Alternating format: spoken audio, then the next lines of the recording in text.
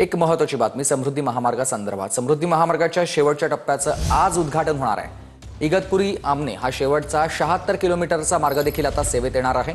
मुख्यमंत्र्यांसह दोन्ही उपमुख्यमंत्र्यांची या कार्यक्रमासाठी उपस्थिती असणार आहे। मुंबई ते नागपूर असा 701 किलोमीटरचा हा सगळा लांबीचा प्रवास, समृद्धी महामार्गाचा प्रवास आता पूर्णपणे करता येणार आहे।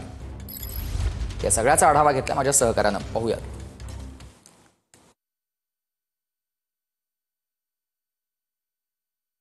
अंतिम टप्पा आजपासून सुरू होतोय आणि इगतपुरी पासून ते आमनेपर्यंतचा जो 76 किलोमीटरचा प्रवास आहे तो अगदी सुसाट होणार आहे। मी सध्या आमने परिसरामध्ये आहे आणि इथला हा समृद्धी एक्सप्रेस हायवे बनून पूर्णपणे तयार झालेला आहे। 12 वाजता हा वाहतुकीसाठी खुला होणार आहे, पण त्यापूर्वी हा रस्ता नेमका कसा तयार करण्यात आलेला आहे आणि किती सुसज्ज आहे, सुसाट आहे, किती भव्य दिव्य आहे हे सुद्धा आपण पाहणार आहोत आणि आपल्या प्रेक्षकांना TV9 मराठीच्या पहिली जी दृश्य आहे ती आपण या ठिकाणी दाखवतोय। 4 पदरी लेन आहे आणि दोन्ही बाजूची जी वाहतूक आहे ती सुरू होणार आहे।